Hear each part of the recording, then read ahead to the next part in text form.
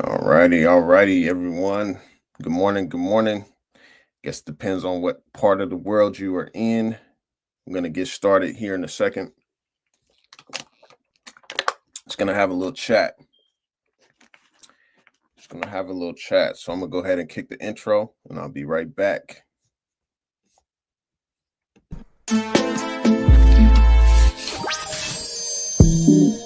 Think. Act. And prosper. You are now tuned into the Money Level Show. All right, everyone. We're back. We're back. I hope that you all are doing well. Hope that you all have been making some money in this markets. These markets have been going crazy. And so I have been participating in the gains, even though I haven't been live in a while. I've been going through a few different things, selling my house, moving, and then also totaled my vehicle recently. But I'm obviously doing pretty good, so thank God for that. But I've been going through some things, and then also moved my studio. So a lot has been going on, but I have been keeping in touch with the markets and I have been able to make some money from the markets, and I hope that you all have as well. So today, I just want to get some thoughts as we head into this Tuesday morning. If you're in the U.S. where I live, let's see, we got a comment already. Oh, let's see. Gatekeeper said, why did you sell your house? Did Trump pull up with ICE? No, no. Um, I am a American citizen, so I'm not afraid of that. So anyways, yeah, I sold my house because pretty much I'm gonna get a bigger house at some point, and also it's a way for me to capitalize on the gains that I have. I have a lot of equity sitting in my home. It's currently a rental property. I do not want to be a landlord anymore. There's so many freaking um, nuances with that. That's not something I'm really cut out to do. And so I put that equity to use elsewhere. So that's one of the reasons why I'm selling my home. Also, being able to eliminate the rest of my debt. So that's the reason why I'm selling it. But thank you for asking. So pretty much, I want to give my thoughts about okay, let's see. They deported American citizens in the 1940s, Italian, German. Yeah, I know they did, but yeah, I mean, it's not something I'm concerned with. So let's see. So pretty much, I want to get my thoughts on DOGE, Department of Government Efficiency. There's been a lot of talk about DOGE on the Twitter, X, and everything. There's been a lot of talk about how much they're going to eliminate from the government and everything. And so I do think that they can eliminate some waste, right? I think that some of the things that the government, just spends money, a lot of the things the government spends money on, it's just a lot of waste. But I don't think they're going to tackle the four horses, the four horsemen, let's call it that. And let's see, let's see. Gatekeeper said, "Doge, the coin is a scam, and Elon Doge commission ain't gonna get jack done. Couldn't do it with Reagan. Reagan couldn't do it." Yes, I agree. I'm actually reading some books by David Stockman, who was the director of the um, Office of Management and Budget under Reagan, and he talks about that, and he also talks about just how much fiscal deficits go up under Trump as well. I mean, he lays out the numbers and everything, but specifically, just talking about Elon and Vivek, how they are going to they're planning to cut. So it's a lot of talking. So I'm just gonna go ahead and share screen here because we used to this screen here. Okay, we're used to this screen. All right. So we got 36 trillion in debt. Currently, federal spending 7.1 trillion. Now, there's been a lot of talk about, okay, how are we going to rein in this budget? How are we going to get the money that we need, right? But I mean, to be honest, like, we're talking about cutting taxes, keeping taxes low, right? Government needs income from somewhere. And then the other talk is the tariffs, right? And what does the tariffs look like? Some people have extreme cases, which obviously the extreme cases led to the Great Depression, right? When you had the Smoot-Hawley Tariff Act, where the United States put tariffs on Canada and these other countries, and they came back with 100% tariffs on the United States, and that pretty much led to the global not global financial crisis, but the Great Depression. So what is the tariffs going to look like? How much income is that really going to bring in? I think it's probably going to be something more moderate in terms of like things that we don't critical things that we don't need from other nations. And so but 7.1 trillion is the federal spending budget, and the administration that's coming in is talking about cutting, keeping taxes low, right? So where's the revenue going to come from? That's the first question. Where's the revenue going to come from? Um, and then we got the four horsemen here, which are the largest budget items: 1.8 trillion in Medicare, 1.5 trillion Social Security, uh, almost 950 billion defense and war spending, and then 1 trillion interest on the debt. Okay, so these are the four horsemen. So which I don't think that Vivek or Elon are going to touch any one of these, right? So first of all, the interest on the debt is I mean, that's I think that's baked in the cake. I mean, in terms of like how much bonds we've issued out and that we've sold to countries and how much interest we got to pay them over years. But I do think that a lot of that has to do with the Fed too. But this is already like baked in the cake. These are already bonds that are already sold, treasuries already sold and everything. And that time has to pass where the government has to pay them back when those mature. So I mean, I don't know how much the interest on the debt would be if the Fed cut rates. I mean, obviously debt going forward, I mean, I guess it may slow down the interest on the debt or something like that. But I mean, that's something that's kind of just independent of anything that Elon or Vivek can do to even address the interest on the debt. Let's see, Gatekeeper said, as long as we have the Federal Reserve, there's nothing we could do. They literally create money from nothing. Federal Reserve is a bank of issue, which means they can't print as much as they want. Yep, thanks for sharing that. Yeah, they do create money from nothing, right? You have fractional reserve lending that banks are able to create um, money from nothing. Gatekeeper also says the interest is at 1 trillion every year. By next year, it'll be at 3. So yeah, I mean, this is next year can be at 3. So yeah, these are some major issues that I don't think that DOGE is going to be able to, like, they're not going to be able to touch this, right? Or do anything about that. Defense war. Okay, so Trump promised he would end the war in Ukraine and everything. And I don't know, like there was some recent news with a general over in Ukraine, a top general getting killed by a bomb or whatnot. I mean, they're going up against the military industrial complex right there. And I just don't think that um that goes beyond some of these politicians. I mean, when you have nationwide leaders and everything involved, like I just don't think they're going to be able to touch that. Social Security, people are not going to be happy with any administration that's going to touch their benefits that they paid into, right? Even if the government is broke, they are not. They don't care, right? And then you got Medicare, which is a whole nother huge issue, right?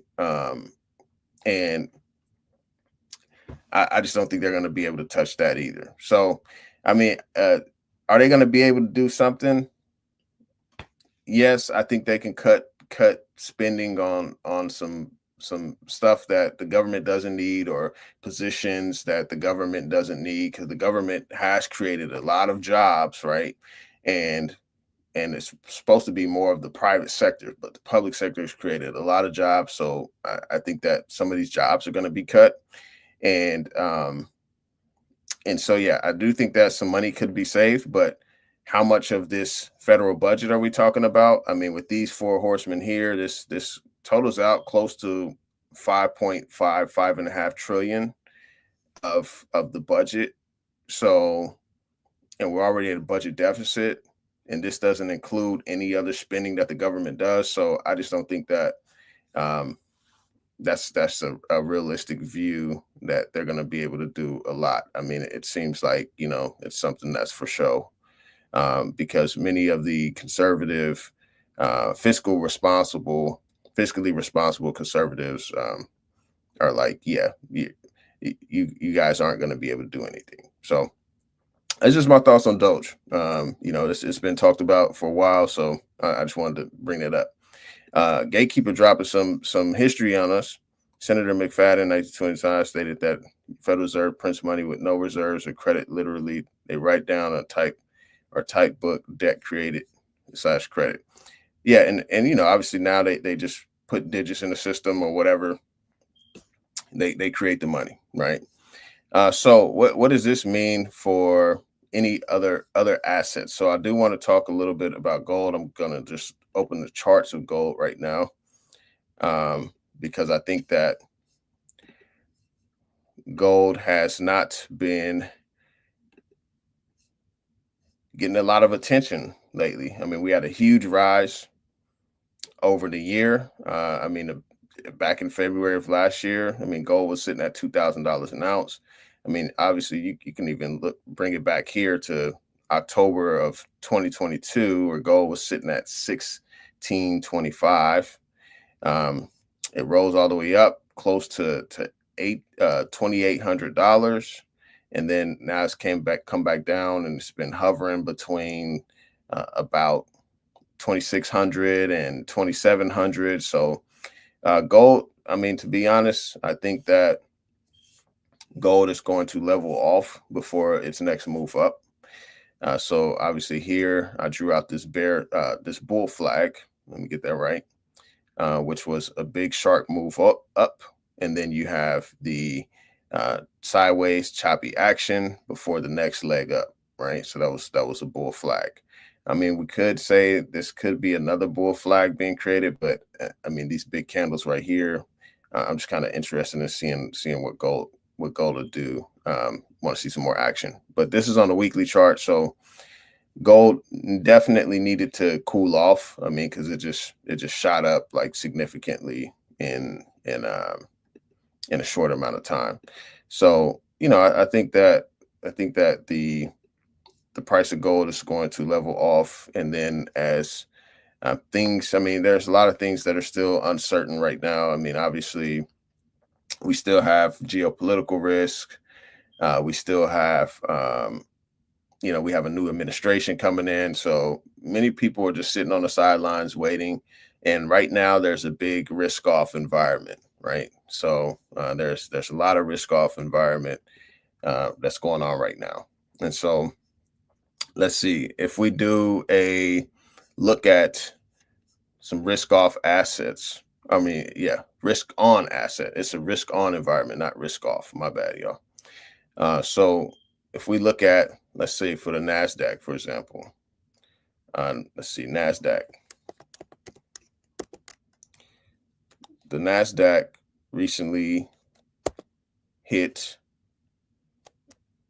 let's see, NASDAQ. Where's it at? Okay, let me see. Funds. Let's just look at the QQQ. All right. NASDAQ hit all-time highs. This is where the QQQ is at. And so, and as you can see, ever since, let's see, the election was right here, huge move up.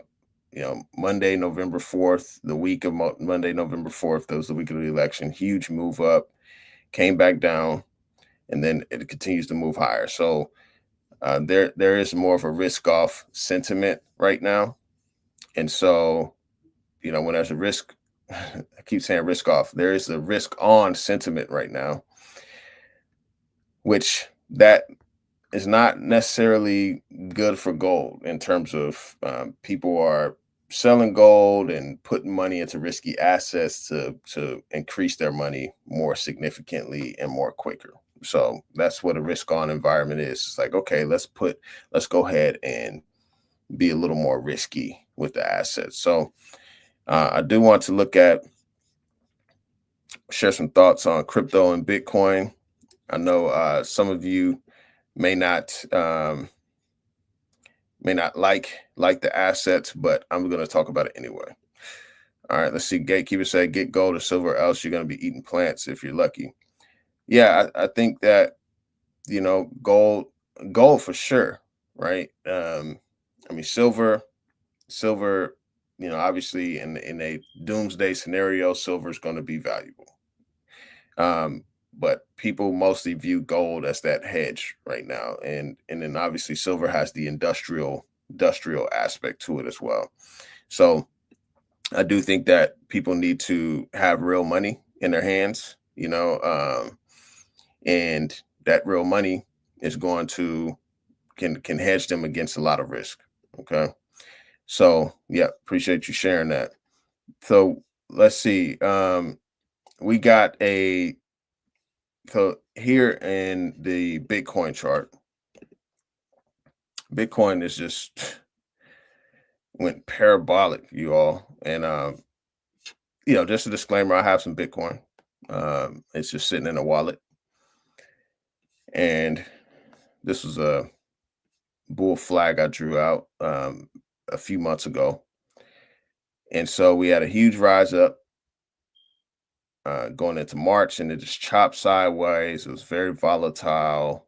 I mean, it would go up to 70,000, back down to 50,000, 70,000, back down to 50,000, 70,000, 50,000. So it just chopped in a $20,000 range for a little while, for months, pretty much. I mean, it was like 6 months or so, because when I see at the start of the year, we had the ETFs get approved where BlackRock, Fidelity, and many of the other Van Eck and many other huge hedge funds started launching ETFs, and so you had a big rise there. You had the Bitcoin halving, right? Halving cycle. And then now you just had a massive move upwards. Now, a couple things. I think that the asset that Bitcoin is, I think that it's changing. I do think that people are seeing it more as a store of value. And why I say that, you have big hedge funds like BlackRock and such, they're telling retirees and everything. And then, if the United States does a Bitcoin strategic Bitcoin reserve, which that bill has been circling around, and Senator Lummis has drafted that bill. That bill's supposed to go out. I mean, you got a red sweep. Trump has been championing it.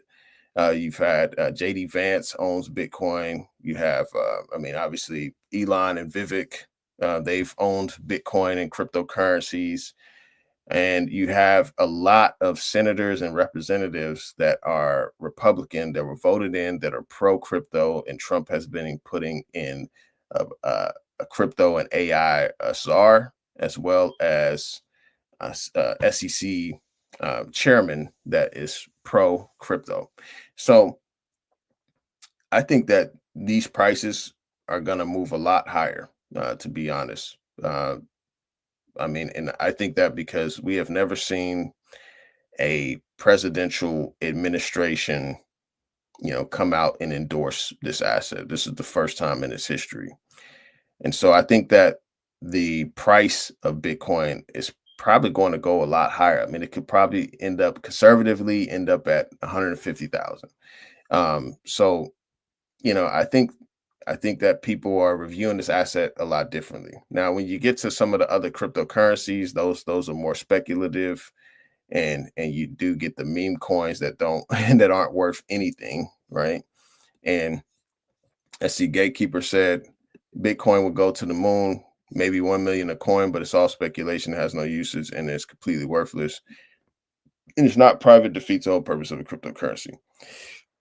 I think that Bitcoin could probably go to 1 million a coin, especially if the government starts buying it. If the United States government starts buying it, that's a big message to countries all around the world. I mean, we're not even talking about states that have talked about buying it. I mean, you have other nations that follow the United States lead, right? And so, yeah, I think that it could definitely balloon and maybe go to $1 million. Who knows? But it's definitely something that I'm positioned for. But I'm not betting the house on it per se. Um, as far as no usage, okay, so I think that Bitcoin, there's a use case for Bitcoin. Um, because it was created to be a peer-to-peer money. I mean, but I do think that when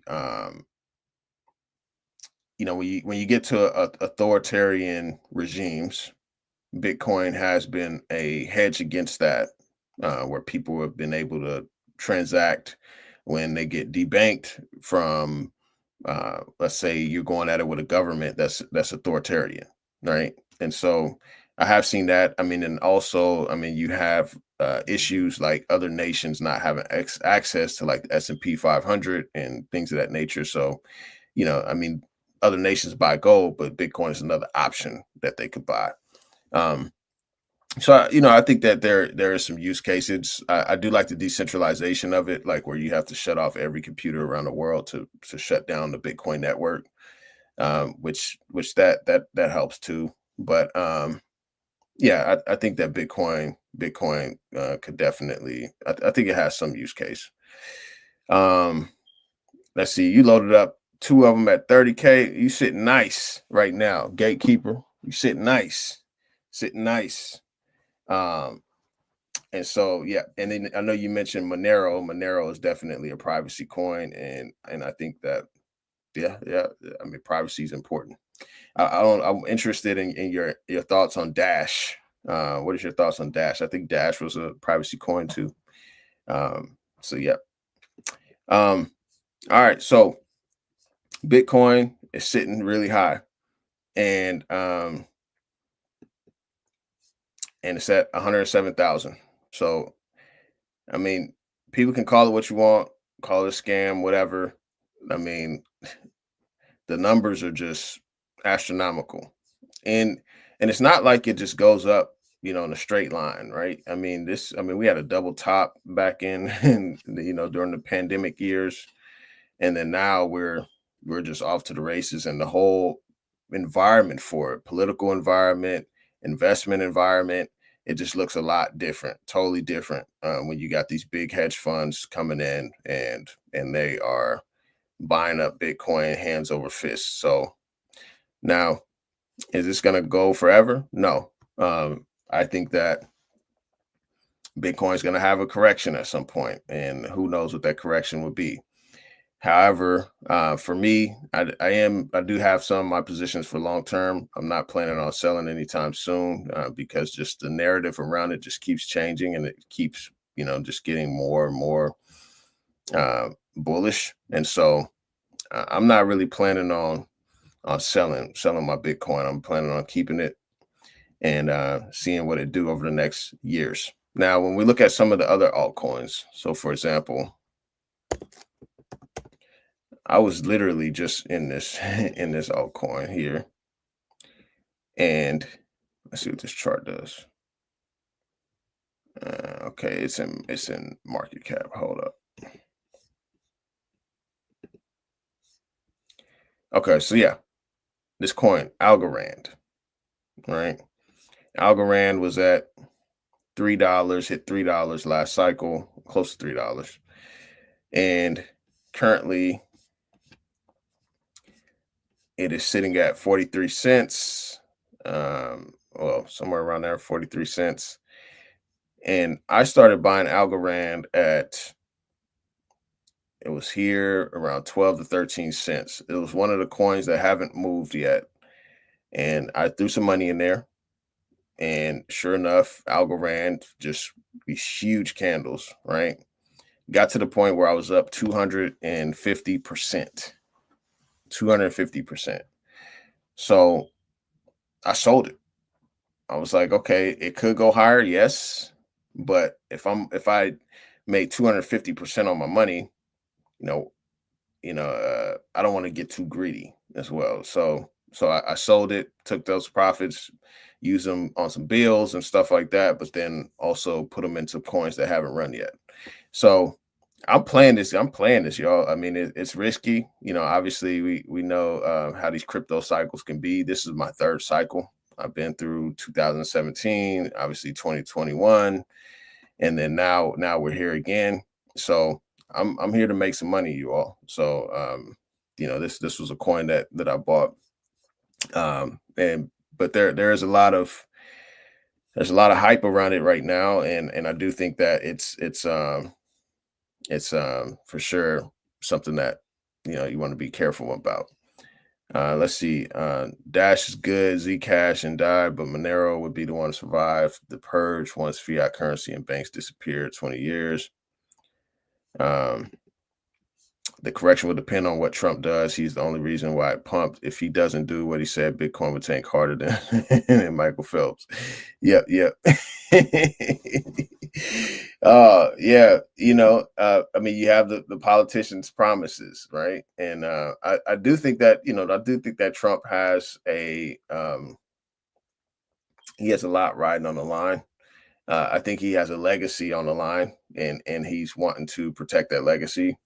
And so, and he also put himself out there like, hey, I'm the president that's going to, do what I say I'm going to do. I'm the president that's going to change this. I'm going to break the back of inflation. I'm going to, make America great again. All these things. We should be first in this technology and all the stuff he's been saying. Right. I do think that he has a legacy on the line. And so if he doesn't hold to his word, yeah, I mean, people gonna get left holding the bag. I do think that things are gonna tank, And so he said, "Algo coin, bro. LOL. What a meme coin." Yeah. I mean, and this is the thing, This is the thing. It's speculation, and it's okay to speculate. I mean, you just don't want to bet the house on speculation, because otherwise, I mean, some people don't have a good high risk tolerance, right? And they're like, okay, why would I speculate on this? Like, no, I'm cool. I'm just gonna put my money in gold. That's fine, to each his own. However, gold didn't go up 250% in the course of a month, right? And so when I'm looking at, okay, this is money I can lose. Let me go throw some money in there, see what it do. Right? Goes up 250%. All right, cool. I'm happy. Let me move that cash elsewhere. Let me buy some gold with that cash, right? And so but the thing is like I didn't chase green candles. So I got into Algorand around over here.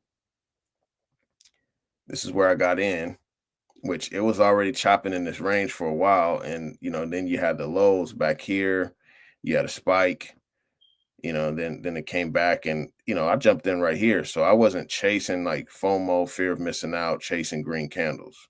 Right now, I'm positioned. So I'm sitting here positioned, and you have other people coming in, buying up, getting the price up, right? People chasing these green candles. Oh, let me jump in, let me jump in, let me jump in.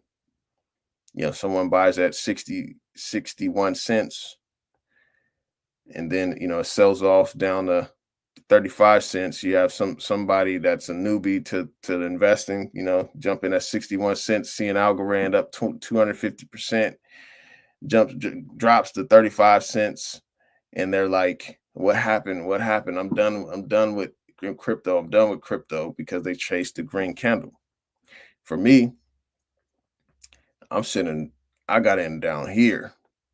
So I got in down here and waited, and I sold it to some suckers. I mean, I don't want to call anybody a sucker, but I mean, yeah, some people are suckers, but I sold it to them.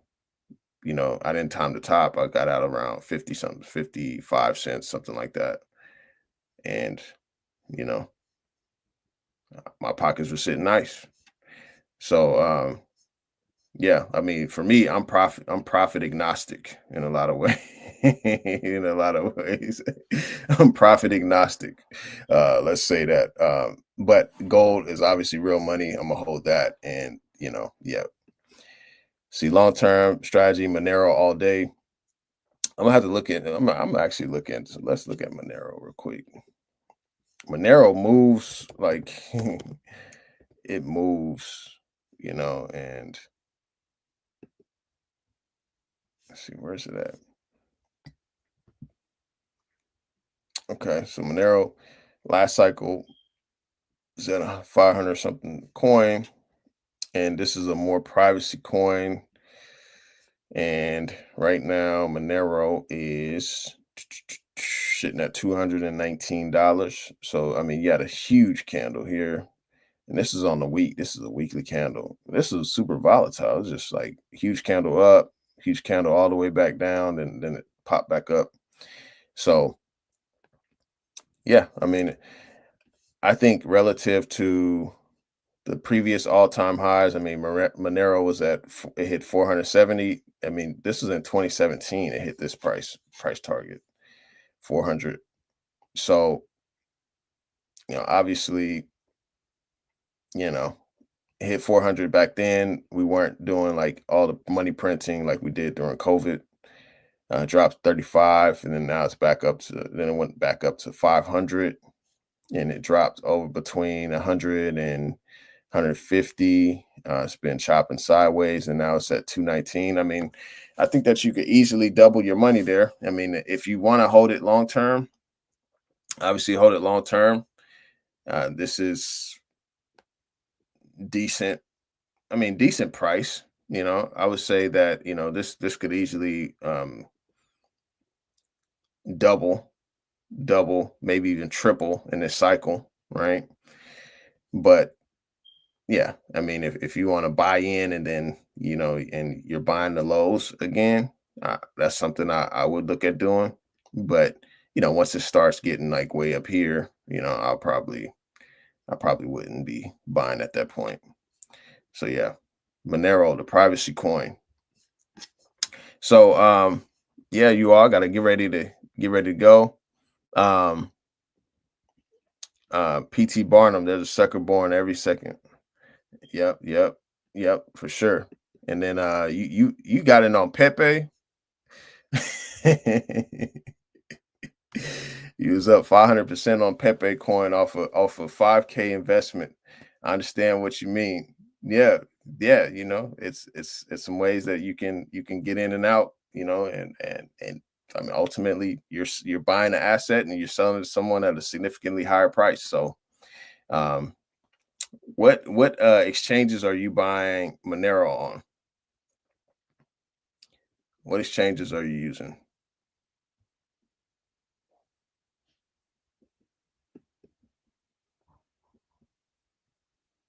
It's no KYC. It's no know your customer when you send it. No one tell how or who you send it to. Yep, because I know Monero came up in some political discussions some years ago. Um, but I don't know what exchange to buy it on. So yeah, if you got any insight, or what wallet do you store it on? I see Monero GUI, or get an ATM Bitcoin and use Cake Wallet if you don't want to do all that complicated. So, yeah, yeah, yeah, for sure. All right, Cake Wallet. All right, that's a way that you can get it. Okay. Yep. Yeah, I'm gonna look into that. Appreciate the game, iron sharpens iron. All right, you all. I gotta get going. I'll be live again, dropping an interview with Rick Rule here soon. Be sure to check it out whenever that drops. And obviously, check out Power Metal Resources. They sponsor this channel, so want to give them a shout out. Check them out if you're interested in playing the commodities bull run. Be sure to check them out. So, all right, you all take care. You all have a blessed day, and I'll be seeing y'all soon. All right, peace.